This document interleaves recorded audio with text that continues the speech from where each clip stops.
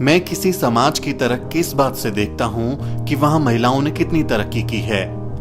महिलाओं के उत्थान के लिए बाबा साहब डॉक्टर अंबेडकर कितने गंभीर थे, ये बताने के लिए उनका ये कथन ही काफी है। भारत में जब फेमिनिज्म यानी नारीवाद का कोई नाम भी ढंग से नहीं जानता था, उस वक्त बाबा साहब डॉक्टर अंबेडकर ने नारी सशक्तिकरण के लिए ऐसे काम किए जिससे आज भारतीय महिलाएं अंतरिक्ष तक जा पहुंची हैं। 20वीं शताब्दी में बाबा साहब पहले वो व्यक्ति थे जिन्होंने ब्राह्मणवादी पितृसत्ता को खुली चुनौती दी थी।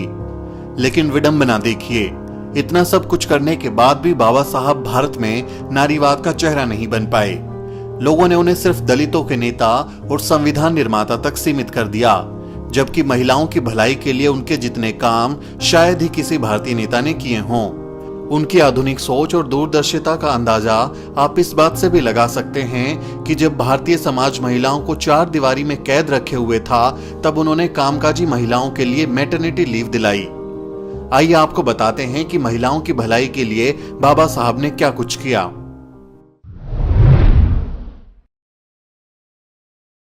बाबा साहब ने शिक्षा के दम पर अपने असंख्य बच्चों का भविष्य संवारा था, इसलिए बाबा साहब शिक्षा के महत्व को बखूबी जानते थे।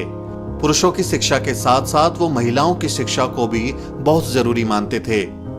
जेएनयू में असिस्टेंट प्रोफेसर डॉक्टर प्रवेश कुमार के मुताबिक 1913 में न्यूयॉर्क में एक भाषण देते हुए उन्होंने कहा था, माँ बाप बच्चों को जन्म देते हैं, कर्म नहीं देते। माँ बच्चों के जीवन को उचित मोड़ दे सकती है।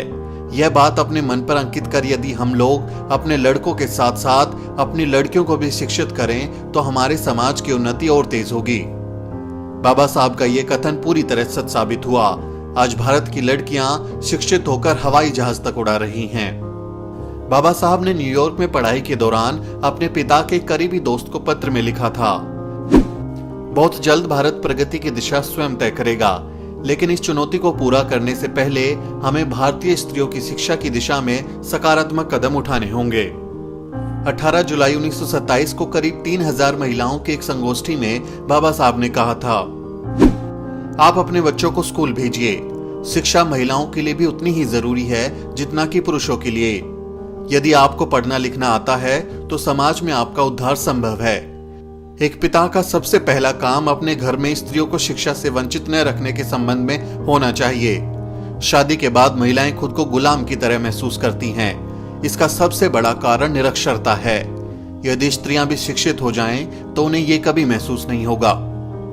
भारत की पहली महिला शिक्षिका सावित्रीबाई फुले और फातिमा शेख की परंपरा को बाबा साहब ने आगे बढ़ाया और महिलाओं को पढ़ने लिखने की आजादी के लिए खूब प्रयास किए। मनुस्मृति में स्त्रियों को जड़, मूर्ख और कपटी स्वभाव का माना गया है और शूद्रों की भांति उन्हें अध्ययन से वंचित रखा गया। लेकिन बाबा साहब ने महिला शिक्षा के लिए काफी काम किया।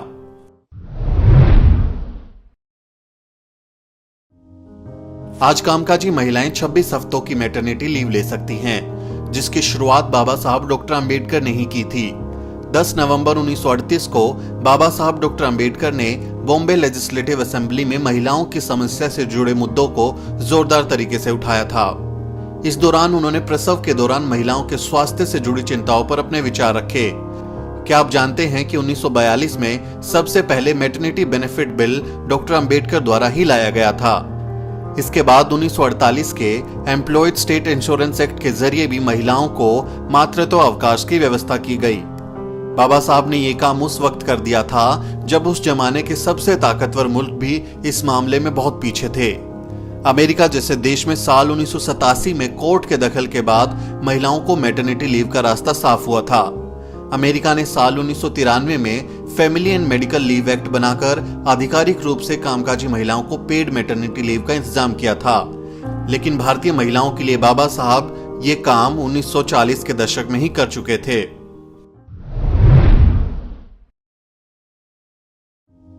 बाबा साहब ने भारतीय नारी को पुरुषों के मुकाबले बराबरी के अधिकार दिए हैं। भारतीय समाज में लैंगिक असमानता को खत्म करने के लिए उन्होंने बाकायदा संविधान में लिंग के आधार पर भेदभाव करने की मनाही का इंतजाम किया। आर्टिकल 14 से आर्टिकल 16 में महिलाओं को समाज में समान अधिकार देने का प्रस्ताव किया गया है। बाबा साहब ने संविधान में लिखा कि किसी भी महिला को सिर्फ महिला होने की वजह से किसी अवसर से वंचित नहीं रखा जाएगा और ना ही उसके साथ लिंग के आधार पर कोई भेदभाव किया जा सकता है। भारतीय संविधान के निर्माण के वक्त भी बाबा साहब ने महिलाओं के कल्याण से जुड़े कई प्रस्ताव रखे थे। इसके अलावा महिलाओं की खरीद फरोख्त और शोषण के विरुद्ध भी बाबा साहब ने कानूनी प्रावधान किए। साथ ही बाबा साहब ने संविधान में महिलाओं और बच्चों के लिए राज्यों को विशेष कदम उठाने की इजाजत भी दी।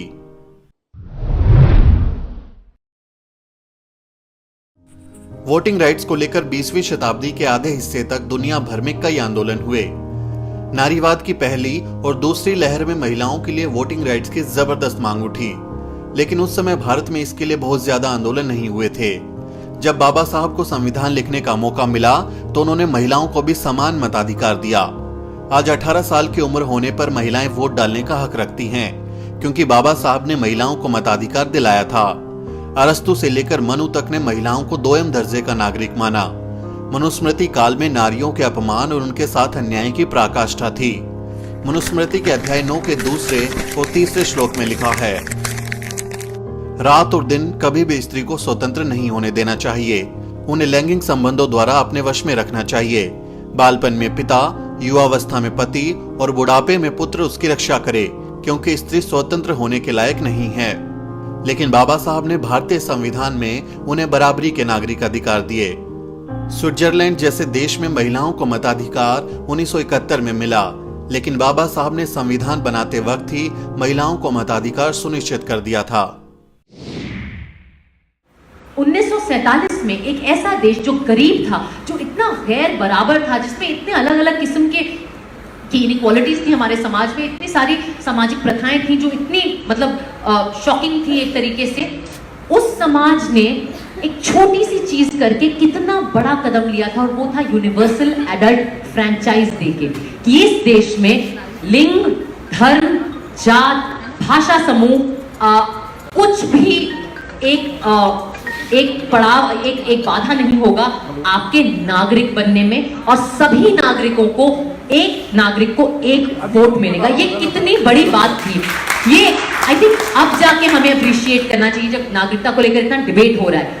और क्या आप जानते हैं, मुझे नहीं पता था कि स्विट्जरलैंड ने औरतों को वोट, कुछ उनके जो कुछ कॉन्स्टिट्यूएंट्स थे, उस कैंटन कहते हैं शायद उसको, 1971 में स्विट्जरलैंड में औरतों को वोट करने का हक मिला है।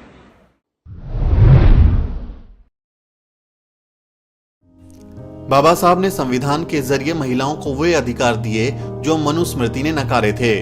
उन्होंने राजनीति और संविधान के जरिए भारतीय समाज में स्त्री पुरुष के बीच असमानता की गहरी खाई पाटने का सार्थक प्रयास किया। जाति, लिंग और धर्म निरपेक्ष संविधान में उन्होंने सामाजिक न्याय की कल्पना की है। हिंदू कोड बिल के जरिए उन्होंने संवैधानिक स्तर से महिला हितों की रक्षा का प्रयास किया। इस बिल के 4 प्रमुख अंग थे। पहला, हिंदुओं में बहुविवाह प्रथा को समाप्त करके केवल एक विवाह का प्रावधान जो विधि सम्मत हो। दूसरा, महिलाओं को संपत्ति में अधिकार देना और बच्चे गोद लेने का अधिकार देना। तीसरा, पुरुषों के समान नारियों को भी तलाक का अधिकार देना। हिंदू समाज में पहले पुरुष ही तलाक दे सकते थे। चौथा, आधुनिक और प्रगतिशील विचारधारा के अनुरूप समाज को एकीकृत करके उसे मजबूत करना।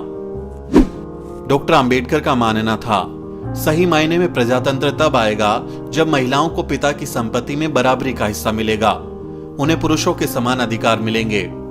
महिलाओं की उन्नति तभी होगी जब उन्हें परिवार समाज में बराबरी का दर्जा मिलेगा। शिक्षा और आर्थिक तरक्की उनकी इस काम में मदद करेगी। लेकिन राजेंद्र प्रसाद जैसे महिला विरोधी हिंदुओं की वजह से हिंदू कोड बिल पास न हो सका। आखिरकार 7 सितंबर 1951 को बाबा साहब ने मंत्री पद से इस्तीफा दे दिया। बाद में 1955-56 में हिंदू कोड बिल के प्रावधानों को हिंदू विवाह अधिनियम, हिंदू तलाक अधिनियम, हिंदू उत्तराधिकार अधिनियम, हिंदू दत्तक ग्रहण अधिनियम के रूप में अलग अलग पास किया गया। महिलाओं को पिता और पति की संपत्ति में हिस्सेदारी देना, तलाक का अधिकार और बच्चे गोद लेने का अधिकार भी बाबा साहब ने ही दिलाया। उस समय के हिंदू समाज में ऐसी मान्यता थी कि अगर महिला अपने घर से डोली पर निकलती है तो वापस उसके अर्थी उठती है, और विवाहित स्त्रियों को अपने पिता के घर वापस आना पाप माना जाता था। लेकिन बाबा साहब ने महिलाओं के लिए क्रांति की शुरुआत कर दी थी।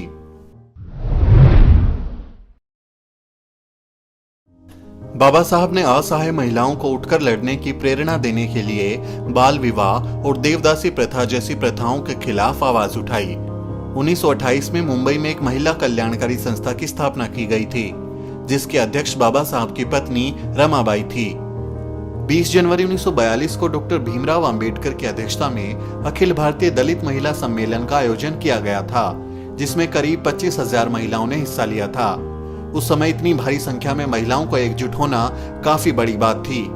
बाबा साहब ने दलित महिलाओं की प्रशंसा करते हुए कहा था, महिलाओं में जागृति का अटूट विश्वास है। सामाजिक कुरीतियां नष्ट करने में महिलाओं का बड़ा योगदान हो सकता है। मैं अपने अनुभव से ये बता रहा हूँ कि जब मैंने दलित समाज का काम अपने हाथों में लिया था, तभी मैंने ये निश्चय किया था कि पुरुषों के साथ महिलाओं को भी आगे ले जाना चाहिए। महिला समाज ने जितनी मात्रा में प्रगति की है, इसे मैं दलित समाज की प्रगति में गिनती करता हूँ। 25 दिसंबर 1927 को बाबा साहब ने मनुस्मृति को सिर्फ इसलिए नहीं जलाया था कि इसमें शूद्रों के बारे में बहुत बुरी बातें लिखी थी, बल्कि उन्होंने इस घृणित किताब को इसलिए भी आग के हवाले किया था क्योंकि उसमें महिलाओं को भी गुलाम बनाने के तरीके लिखे थे। भारतीय संदर्भ में देखा जाए तो अंबेडकर संभवतः पहले अध्येता रहे हैं जिन्होंने भारतीय संरचना में महिलाओं की स्थिति को जेंडर की दृष्टि से समझने की कोशिश की। उनके संपूर्ण विचार मंथन के दृष्टिकोण में सबसे महत्वपूर्ण मंथन का हिस्सा महिला सशक्तिकरण था। भारतीय नारीवादी चिंतन और अंबेडकर के महिला चिंतन की वैचारिकी का केंद्र ब्राह्मणवादी पितर सत्तात्मक व्यवस्था और समाज में व्याप्त परंपरागत धार्मिक और सांस्कृतिक मान्यताएं रही हैं, जो महिलाओं को पुरुषों के अधीन बनाए रखने में महत्वपूर्ण भूमिका अदा करती रही हैं। डॉक्टर अंबेडकर ने कहा था, मैं नहीं जानता कि इस दुनिया का क्या होगा जब बेटियों का जन्म नहीं होगा। महिला सरोकारों के प्रति डॉक्टर भीमराव अंबेडकर का समर्पण किसी जुनून से कम नहीं था। सामाजिक न्याय, सामाजिक पहचान, समान अवसर और संवैधानिक स्वतंत्रता के रूप में नारी सशक्तिकरण के लिए उनका योगदान पीढ़ी दर पीढ़ी याद किया जाएगा। ब्यूरो रिपोर्ट, द शूद्र।